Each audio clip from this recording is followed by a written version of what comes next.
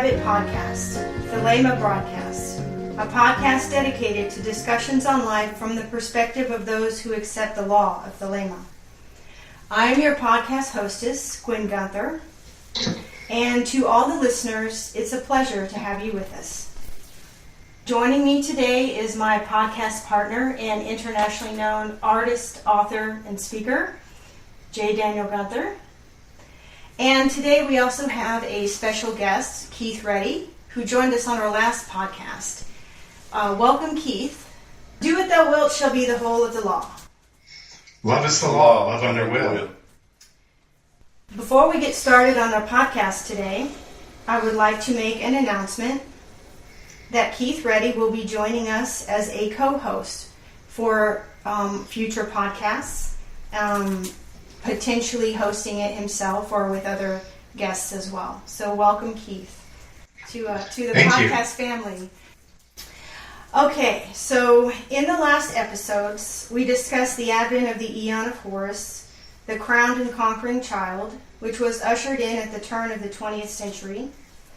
This was preceded by the Aeon of the slain father god, whose cults dominated the human psyche and most of our recorded history. Prehistory, as we discussed in these podcasts, was epitomized by the cult of the mother. In episodes 3 and 4, we traveled into our recent past to look at the contemporary development of Thelema and discussed how its history was correlated to publication. We also discussed some of our personal experiences and how Thelema manifested in our life through the medium of written word. We also demonstrated and talked about the importance of written word for spiritual movements and their developmental process.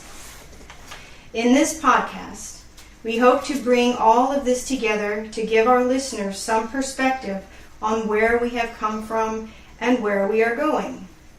What concerns us particularly in this podcast is the fact that, although Thelema is expressed in terms of a new Aeon, the fact of the matter is, historically speaking, Thelema did not emerge out of a vacuum from nowhere. It is part of a chain of processes that link humanity's past spiritual traditions, while going beyond them on an evolutionary scale, and moving us forward with new values, and a new point of view that establishes and defines the advancement of our human species.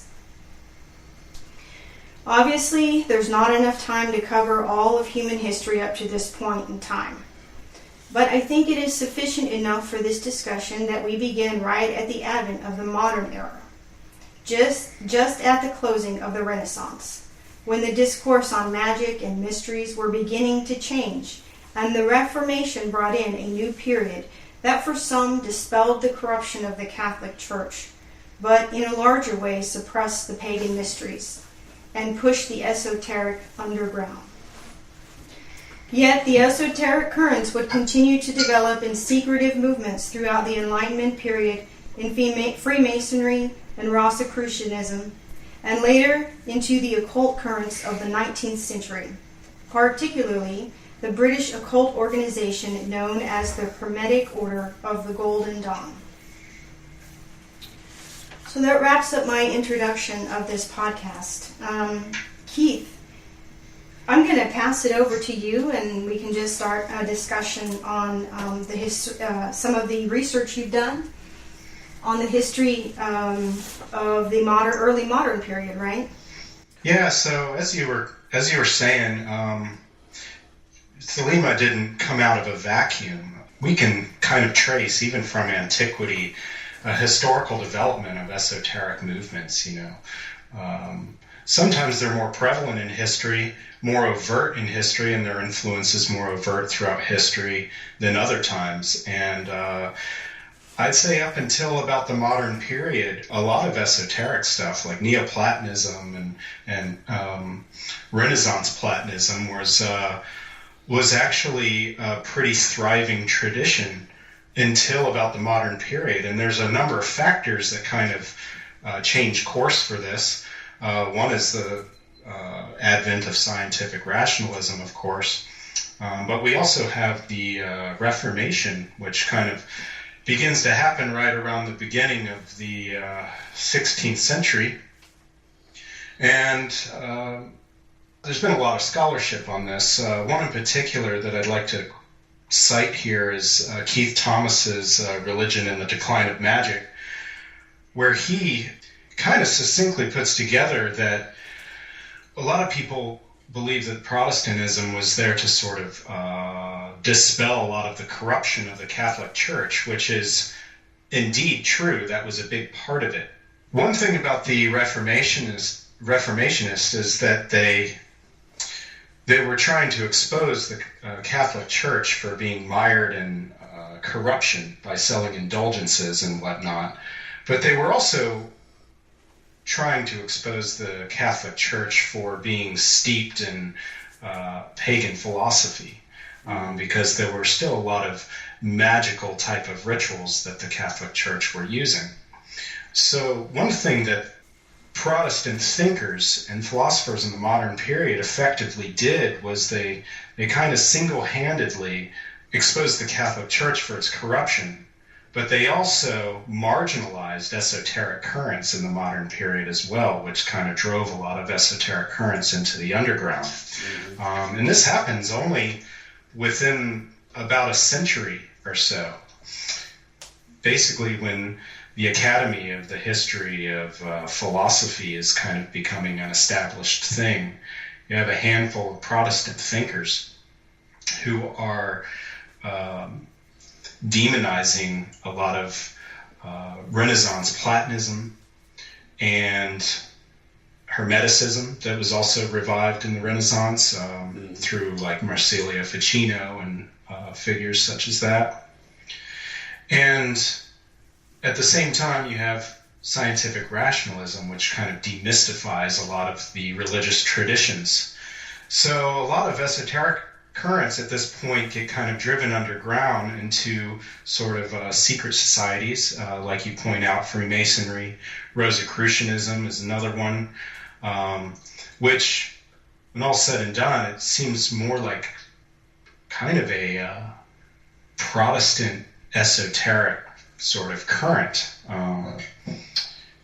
as well. And that comes out around the early 17th century with those manifestos. And then, of course, into the 19th century, these actually get brought into more historically traceable societies in certain traditions, like the Golden Rosenkreuz movement, which eventually travels into the Hermetic Order of the Golden Dawn. So that's kind of like a very general overlap of the kind of historical development of these.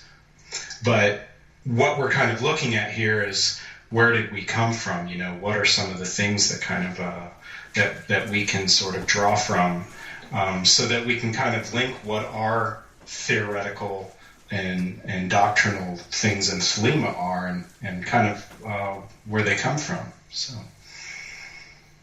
no, I think that's really important. You know, you touched on one point where you were talking about the corruption inside the Catholic Church, and the early development of Protestantism. One of the most important things, I think, doctrinally, is the development inside the Protestant belief system that the priesthood of the Roman Catholic Church was not only corrupt, but they believed it was, you know, it's steeped in paganism, like you said. But a really key doctrinal element to this is that the Protestants did not believe that the priest was needed to be an intermediary between God and man. And this proved to be one of the pivotal things that developed the schism between Protestantism and Catholics. Particularly, the Protestants believed that Jesus Christ himself was a high priest after the order of Melchizedek. And therefore, being the high priest, he was the only priest that an individual needed to obtain salvation, was to speak directly to Jesus Christ, who was their priest and their intermediary. Whereas the Catholics insisted, of course, that you you still go through the priest, and the priest is the intermediary between God and man. And that is really, in my opinion, the baseline point where everything begins to separate and spread out.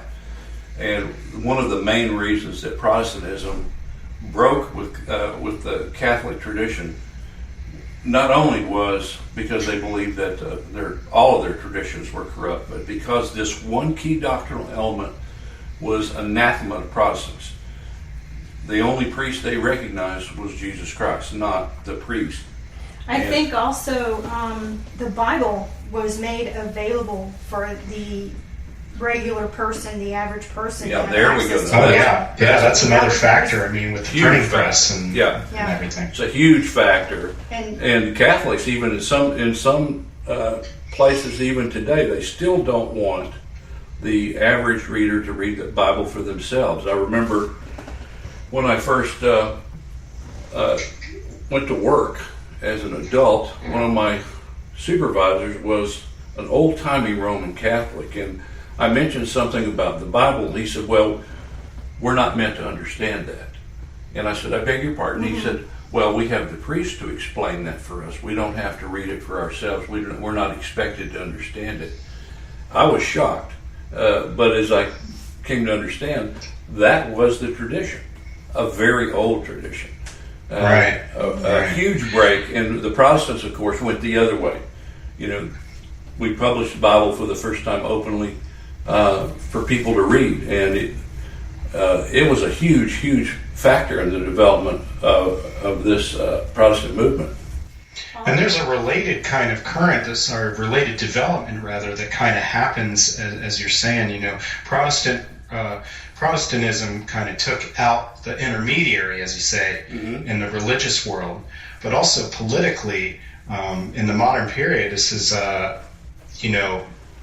basically the emergence of the Enlightenment period. Right. So there's all kinds of changes where the individual rights started taking a much more front stage on the political landscape in Europe as well. That's they make the whereas before I think that the church was on the forefront. The church was on the front row, so to speak. But this movement wanted to put the individual on the forefront, the individual relationship of man with God, as opposed to the individual relationship of man to the church. That was a huge difference. And so the influence of, the Bible being available to read, that just changed the esoteric, occult sort of Rosicrucianism, Freemasonry. I mean, I don't know a whole lot about Freemasonry and the history there, but if you ever get your hands on any of those Rosicrucian documents, you can see this real spirituality, this, that from an individual point of view.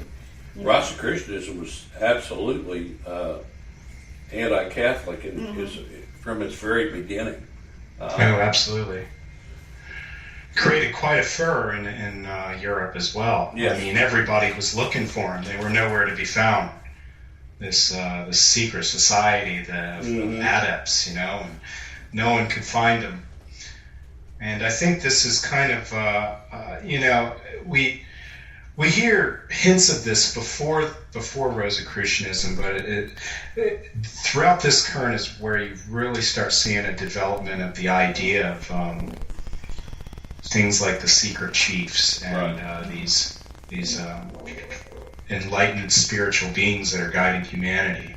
I think this kind of stuff was also, to some degree in some of Plato's works and some of the Neoplatonist works, of course, in different phrases. But the actual word, secret chiefs, started really emerging out of this, and the idea of like the arcanum, the secret arcanum that's going to be revealed to adepts and everything, started really developing in these sort of initiatory societies.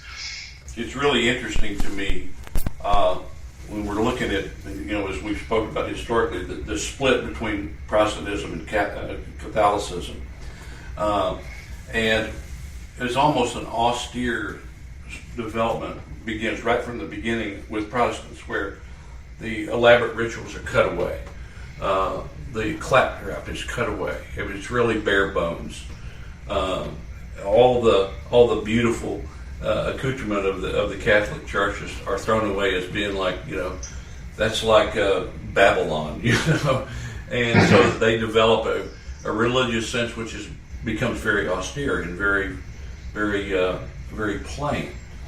And yet within that Protestant, on the fringes of that Protestant movement, people who are influenced by the Protestant movement, there was a desire for some of those people that they needed to restore some form of ritual in their life. And that's a very normal thing psychologically. Jung talks about that a good bit. One of the problems he feels with the late development of Protestantism was the fact that they had cut so much ritual out of their life. Their spiritual life was damaged as a result of it. But within the Protestant movement, there were men and women who desired to have certain of those elements in there. And I think that's where we see the development of these secret societies, which had, their ideas were still very, very Christian and very, very Protestant for the most part. But yet at the same time, they began to introduce elements of ritual and symbolism that would not have been accepted by some of the real strict Protestants of the time. And I really believe that was a driver for that. They desired to have some sort of a relationship by cutting away all the ritual and everything. Essentially, they were cutting away the mysticism and the mystic participation in their life. These guys and these men and women were trying to restore some of that, I think. Right.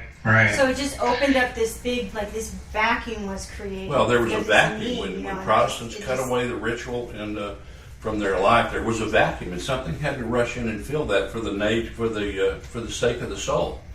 Right. And the that's why aesthetic dimension of the soul that was craved. And that's why even in some of, I think, we were talking earlier about, for example, in the late 1600s, the examples of Protestants who openly began to rail against heretics, and branding people heretics. And they branded people heretics from, you had mentioned, we discussed this earlier, you were talking about Daniel Kohlberg.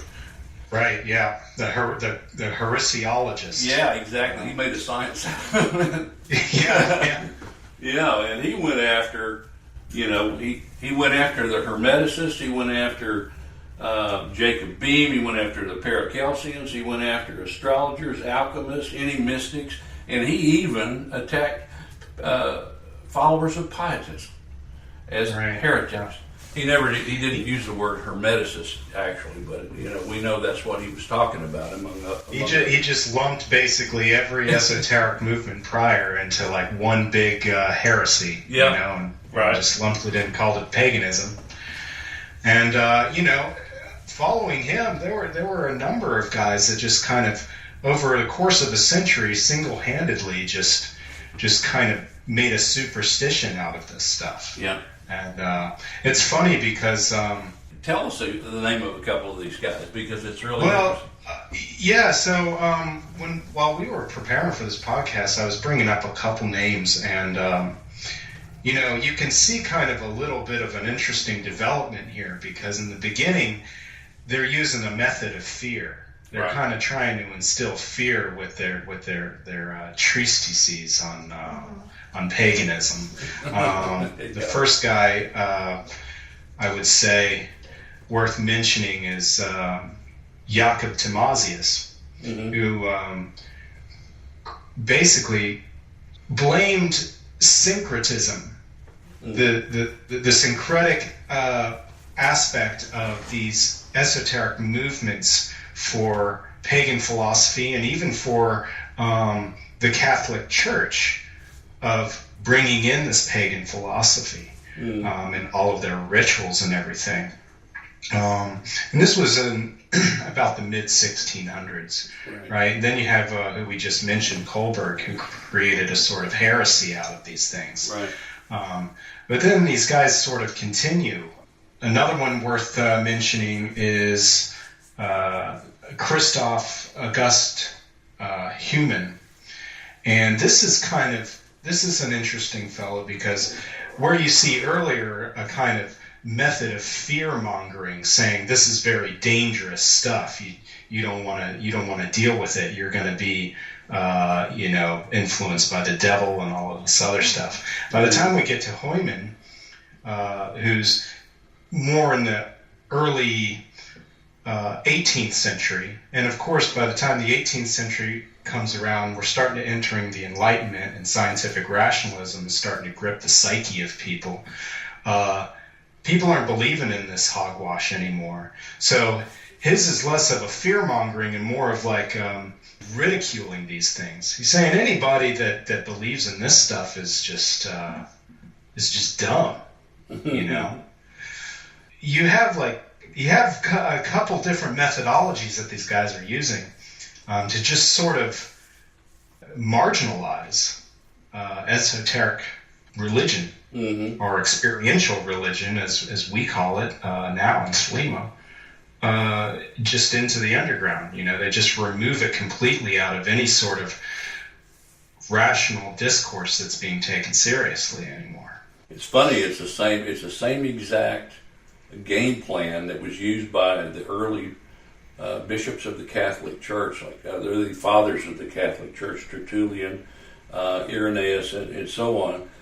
They went at the pagans of their time in exactly the same way.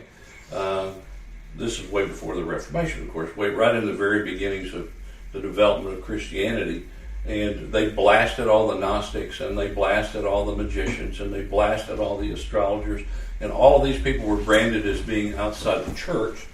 And therefore, even we see cases where, as in the case you mentioned, where they would even say, whoever believes in this stuff just must be incredibly dumb. They must be unintelligent. This is just unintelligent hogwash. And, you know, as the old saying goes, what goes around comes around. And so, you know, here we come to the Protestant guys. When they start getting a little bit of a foothold on the religious pulpit, and bully pulpit, so to speak, they use the same tactic. They use exactly. The only thing that they didn't do was, at least in the later periods, they didn't go burn people at the stake. But we do know, with our own history of the United States, for example, as well as Europe, there was a period of time when people were burned at the stake for very much following along these great ideas. Mm-hmm. Right, and you can kind of see this, again, this development where, you know, the Salem witch trials were going on in the late 17th century, right? By the time the 18th century came around, the witch hunts pretty much ceased almost completely. You know, maybe a few straggling instances, but the belief in witchcraft by the 19th century is not really something that's in the courts anymore, I would say. Right. I mean, pop culture is still feeding into it, and I mean, the satanic panic in the 1980s is proof of that. People are still doing that kind of stuff, but by the time the 18th century comes around, they're not persecuting people in courts for it anymore. You know what? A lot of people may not be aware. A lot of times when we talk about the development of Protestantism, and one of the first things that comes to mind is Luther, posting his thesis on the door, But a lot of people are not aware of the fact that Martin Luther was a notorious witch hunter. Right. He was one of the guys who went right along with this stuff at the very beginning. So you have two views of Martin Luther. So people try to paint him as a sort of a pious kind of a guy. But he was a dangerous guy that had some very wackadoodle ideas. Didn't he write The Hammer? Isn't that No. He didn't write that. No. Oh, okay. I guess this kind of is a good segue then to or give more attention anyway to some of these societies that sort of pop up and going into the 19th century. Sort of some of the advent of what scholars identify as the occult current of the 19th century, which kind of takes on a little bit different of a characteristic with the esoteric. It's Now that Protestantism has sort of driven the esoteric underground, and scientific rationalism has sort of demystified a lot of religious authority, or the grip on religious authority.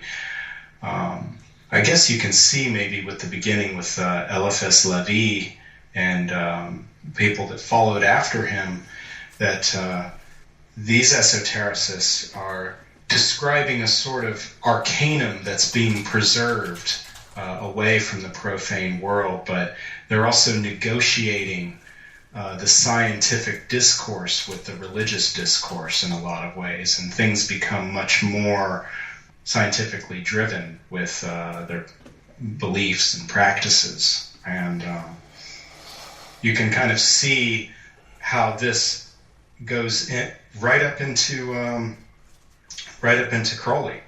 Right. Mm-hmm. Well, talking about Crowley, the secret society, as we all know, that had the big influence on Crowley was the Hermetic Order of the Golden Dawn, which was, of course, very, very Christian, with other pagan elements included in it as well.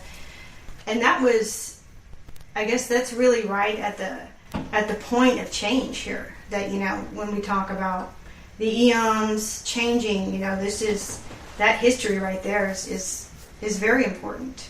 Well, yeah, I think one figure that's worth mentioning before we get into Golden Dawn, because this is a significant figure that's contemporary, is Helena Blavatsky. Right. Oh, yeah.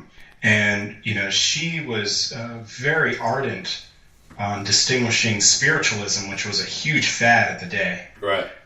With occultism. Spiritualists were these passive mediums that were just allowing the spirits to work through them, where Blavatsky was really proselytizing the idea of occultism and sort of this volitional movement of controlling the forces of the being. And but the thing that Blavatsky did is she was trying to create this discourse of finding a hidden wisdom that was located in the Far East.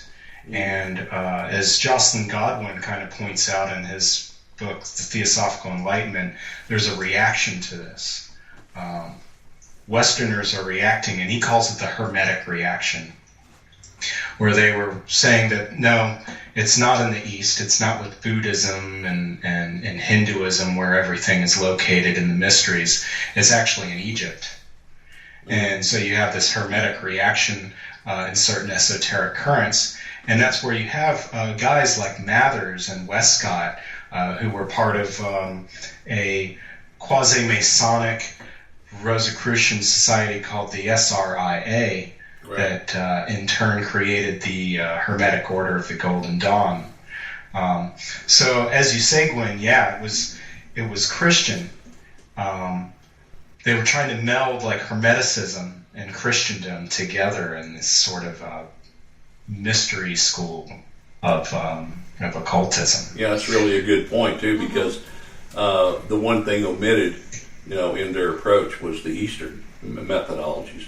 Mathers had great respect for Blavatsky and her writings and so forth. I mean, there was a crossover current at that time between the Hermeticist current and what I'd call the Theosophical current. I think they figured that, you pat my back, I'll rub your back, and we'll all be friends in the bargain, But nevertheless, when it comes down to the methodology of the Golden Dawn, the Eastern method takes a real backseat to the Hermetic blending of Christianity with, as you mentioned, with trying to find its locus in Egypt and so forth and so on. Keeping in mind, of course, that the central issue, the central theme of the Hermetic Order of the Golden Dawn was still rooted in Christianity, despite all of the trappings of Egyptology, despite all of the trappings of Hermeticism. The Adeptus Minor Ritual is still rooted 100% in the death and resurrection of Jesus Christ. Right. It doesn't figure very prominently in Blavatsky's point of view at all. They kind of had that. Some of the Theosophists had that view, like, what were the missing years of Jesus' life was where he went to India, you know. And that's about all they get out of it. You know, he was. They're willing to give him a little lip service, but they're really not interested. They're far more interested in Buddha and becoming an Atma Buddha and all that. Right, and it's hard to. I'm not an expert on theosophy and its development. I know there were people that broke away from Blavatsky once she went eastward. Annie Besant, I think, being one of them. Mm-hmm. But Besant led better. I was never really too well known on whether they actually had as well formulated of an initiatory system like the Hermetic Order of the Golden Dawn did. I don't think so. The Golden Dawn really systematized the initiatory progress of, right. Well, that was due to the influence of Freemasonry, which we mentioned it earlier. We have the Freemasonic movement, which started, many years prior, and then became accepted within polite society as being okay. It was okay to be a Christian and be a Freemason, right? Unless you were Catholic. You weren't allowed to be a Freemason if you were a Catholic. So. And it's through Masonry that we get all of our Rosicrucian initiatory kind of stuff and all the alchemical stuff. That stuff was all kind of different currents that sort of converged through Masonry and later into the Golden Dawn. Absolutely, and that was I think it was the influence of Freemasonry that. People like the Golden Dawn were able to, or trying to create a system whereby they had a system of rituals, initiatory rituals that people could pass through. It was no longer just the worshiper in relationship to either Jesus Christ as their priest or a Roman Catholic priest as the intermediary between God and man, but they wanted to go back to the concept of the old mystery schools, at least what they understood them to be. Some way to transmit knowledge right. of the arcanum through symbol, right? Mm-hmm. Through symbolic allegory. Another point, maybe that we haven't discussed yet, is that even though these esoteric movements kept this monotheistic point of view, they begin to accept the idea of other forces such as gods. I mean, I think. The Hermetic Order of the Golden Dawn, there was Thoth, there all of a sudden these gods, you can be a Christian and believe in God, but you can still have all these other gods too, which I think is even if you didn't accept them as gods to be worshipped independently of Jehovah God, so they were accepted as respectable presentations of the divine creator in many forms. And so it was no problem at all to use the name Osiris. We even see that in the language of early AA literature, where Crowley said, when you hear the name of a god, do not rashly assume it is any god other than the one known to you. And I'm paraphrasing, of course, but. So I think that is a pivotal development that happened in mystical schools that allowed the Aeon of the child to come through the way it did. In your book, Daniel, you say that we use the Aeon of Horus and the Aeon of Isis and Osiris as a convenience. Yes. And that convenience is we could call them any number of things. Crowley was greatly influenced by the Hermetic Order of the Golden Dawn and the Egyptian gods, and so that was in his mind, and those ideas were there, and they were used. It's interesting if you start tracing, go from the Golden Dawn, and you start tracing backwards, and we start following the threads of influence. We very quickly find them dispersed very widely. Mm-hmm. All the way back to the literature of the alchemists. They certainly were not rooted in one single simple concept of God, but rather had a very universal acceptance of the divine manifest in many different forms, and they would frequently use Greek mythology, for example, and they did so, right alongside with their very Christian ideas and interpretations of the Bible, and they didn't seem to have the least bit of problem with it. It takes a little bit of a balance between, a systematized set of rigid tradition, Right. But not too much, but also a level of flexibility, mental flexibility, to account for all the different symbols that sort of come together to create more meaning for the candidate. Right. Well, and that's where the Golden Dawn was particularly influential. I think they, in that the rituals are, it wasn't just believe what you want to believe. They presented ideas in a very strict format. It was organized along certain lines, and it was done systematically. And so that the candidate wasn't just bombarded with, a host of symbols. Like I'm thinking of like Theosophy, for example, doesn't really have that type of rigid structure, of a rigid initiatory structure. Whereas in the Hermetic Order of the Golden Dawn, everything was introduced methodically, and rituals were passed through. That is where the influence of Freemasonry came into play, I think, where they've had grades, and each grade had a sign and a symbol and so forth and so on, but everything was introduced to them systematically, as opposed to just some sort of general input of a number of symbols.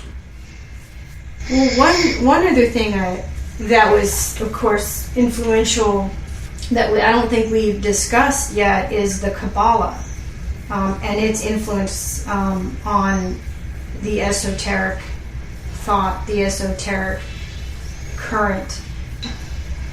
Right, yeah, that's got its own sort of historical development too. Because up until about the early Renaissance, it didn't really have any systematized symbology. You don't even see the Tree of Life kind of happen on paper until about then. You have the Sefer Yetzirah, and it's describing the emanationism of the tree. But the actual glyph. Well, there was great opposition, from having the Kabbalistic literature translated into English by the Jewish mystics. They were very much opposed to that, and it came to us rather late. One of the early great scholars I can think of, Johann Reuchlin, who could actually read Hebrew and presented it to the world, and of course immediately incensed all of the Jewish mystics by proclaiming that the ancient Jewish Kabbalah predicted the coming of Jesus Christ. and of course the whole doctrine of the pentagram, No, of course, he developed the doctrine of the Pentagram, which is still with us very much today. But the Kabbalistic literature wasn't widely available until a pretty late period.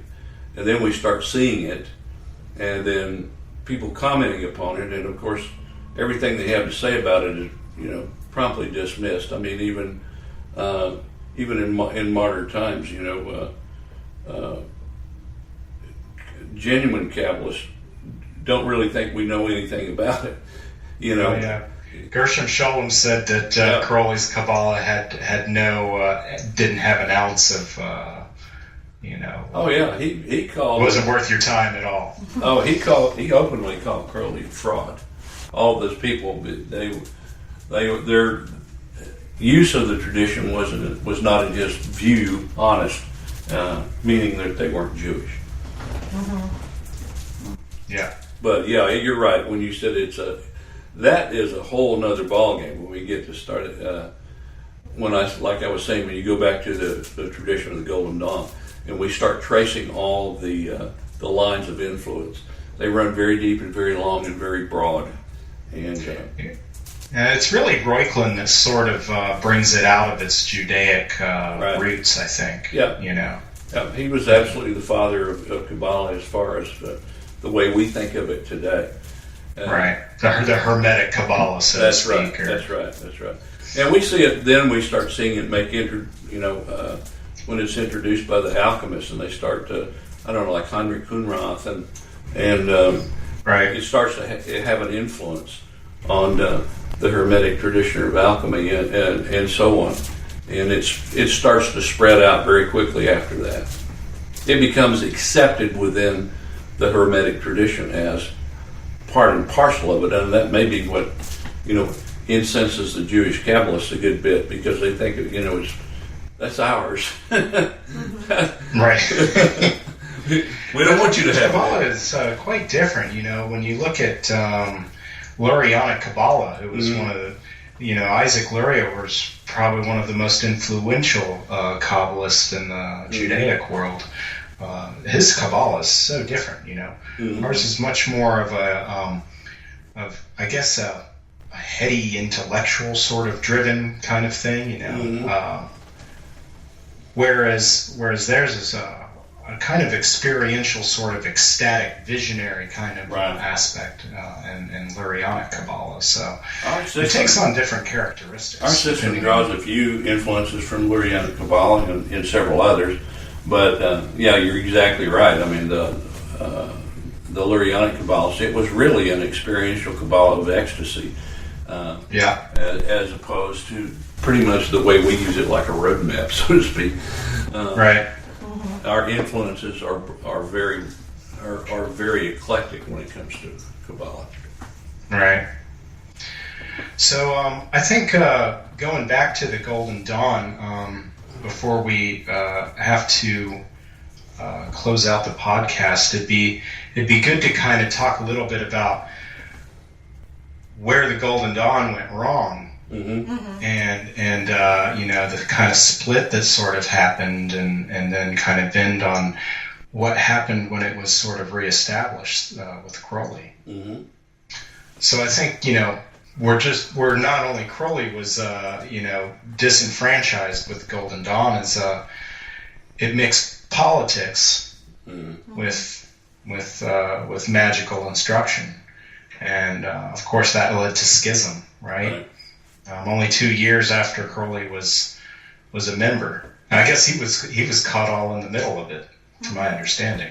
Yeah, he was. I think I think one of the central things about we have the Golden Dawn, and it's to be a thriving organization. It seems to be doing well, and yet in the one of our own founding documents, there is a reference made to the fact that certain people were granted initiations for no reason other than their worldly goods or their worldly titles, and we know that happened in the Golden Dawn. People were admitted because they were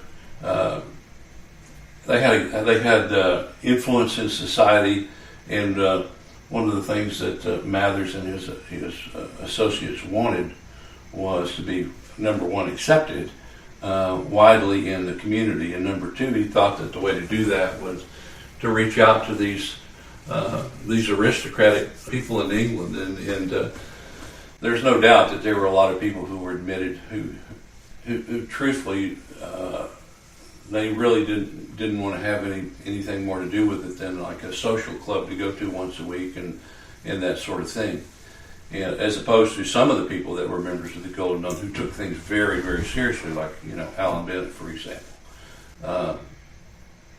And I think that's one of the places where the crack started. Do you have any ideas about that? Other ideas about that? Well, as far as series of events go, to my understanding, I think where Crowley was sort of situated in this position was that he actually rose through the grades quite quickly. Right. In the first part of the curriculum, his teacher being Alan Bennett, which he held in high regard, and other people in the Golden Dawn held Alan Bennett in high regard. He was almost feared by some members for his prowess. I think Crowley caught the eye of Mathers, and Mathers took a liking to him too. Well, by that time, there was sort of a schism that was starting to happen with the London Lodge and where Mathers was in France, right, in Paris, and they didn't like maybe a few of them were jealous of Crowley. I don't know exactly what kind of went down. I know a lot of this has been documented by historians. I'm not completely familiar with the literature. But to what I understand, it got to a point where people just weren't taking Mather's authority seriously anymore. Right. And that was kind of the end of the original conception of the Golden Dawn. And then we had offshoots from the Golden Dawn. So wasn't Westcott Westcott was pressured by his superiors at work, was he not, to break his association with the Golden Dawn because he was a coroner and it was considered unseemly. And so he did actually do that. I think he broke from the Golden Dawn. So from all the founding fathers of the order, so to speak, there was Mathers left out hanging out to dry sort of in Paris, and I think from what I understand, some of the members resented the fact that he was there and not here, so to speak. And also, there seems to be no doubt that Mathers and his wife tended to lord it over on some of the members. What happened is it was a pretty natural development. I think there were just jealousies and bickering and that sort of thing. And like you mentioned earlier, there was Crowley in the middle of it. And Crowley was, his knowledge was, as he himself says, he already knew most of this stuff by the time he found the Golden Dawn because he had been working with Bennett. And so he progressed very rapidly through the outer grades. And I'm sure there were people, members of the lodge, of the Golden Dawn, things didn't come that easy for them, and so we have all this. Well, that combined with a flamboyant personality, right, like Crowley had in the midst of a lodge full of prudish Victorian that's right, people from fin de siècle British society. Yeah, exactly. Yeah, it wasn't a good mix. No. So it broke apart. Crowley got frustrated with the whole magical society, initiatory society, and said, "To hell with this! I'm going to Mexico." Right, and he went hiking. He went hiking the mountain there in Mexico for a while and working on some yoga techniques that he learned. And then started looking for a normal life, right? Didn't he accept Buddhism at this point in time? I think it was around that time, yeah. He was very enamored. So to hell with magic and all this other stuff, I'm just going to be a Buddhist, and tried to start a normal life with wife and kids. Went to Egypt for his honeymoon, and that's where everything changed for him. It sure did. That's correct. It sure did. I mean, if you really want to get down to it, we see the inklings of that change in Mexico. He didn't really, I don't think, realize what he was on the verge of. Now, in Mexico, isn't that where he did the first ether and he had the first vision? Yes. Yes. And there is an inkling in those visions of what's to come. Right. Not quite so clear. I mean, I don't think Crowley even probably realized it at the time, but it's there. You can see it. But as Keith mentioned, that wasn't his interest really at the time. He set aside the 30 ethers, and he wanted to go on and do these yoga practices and try to attain some sort of normal life. As they go to Egypt, and he wants to show Rose a little bit of magic. So in his book, in his autobiography, he says, "Yeah, I wanted to show her the sylphs." And that's when she goes off on a trance and just won't have it. It starts bringing him back to focus. She's bringing him to the crossroads of destiny, really, and the whole of his life is about to change, and I don't think he realized it. I don't think he realized it even immediately after it happened. I think it had to soak in for a while because he his own struggles against receiving the book of the law or wilderness. Well, according to records, he was turned off by it. Yep. Hid the actual manuscript from himself for a while. Yep. Alaskan. Because he himself said it knocked my Buddhism in the head. Third chapter definitely would do that. Yeah. Mm-hmm. So a lot of that's already. We could talk about that for a long time, but I think like the point we want to make here with the podcast and the development of how all these sort of traditions kind of lead up to this is that it seems that years that follow, 3 years after the reception of the Book of the Law, which was in spring of 1904, he starts realizing around 1906, 1907 that I got to reestablish a school. Right. We need a way to teach these forms of attainment to people, and some of them are the same. Some of the methods are the same, but some of them require much different things than I was taught in the Golden Dawn. Right. Mm-hmm. And that's where he puts together the curriculum that we know today as the AA. Right. Mm-hmm. We can see, that, going back in the beginning of our discussion, talking about Protestantism, all these different points of view, that allowed for the Kabbalah, other mystical societies, all of this stuff really starts to change, and it's like cracks in the dam, of the old Aeon, and it just eventually all of those influence just burst out, and then I think and that changed. And Crowley was the instrument of that change. I think that day, those 3 days in April in Egypt, that was where the crossroads of history, mystically speaking, spiritually speaking, religiously speaking, from our point of view, all those roads met there in Cairo, and they came to a point. And in Jungian terms, the human psyche had reached a point where something had to happen. Something had to happen. And the old systems were failing. They were not working. They were not initiating. They were not giving man a mystical participation with God.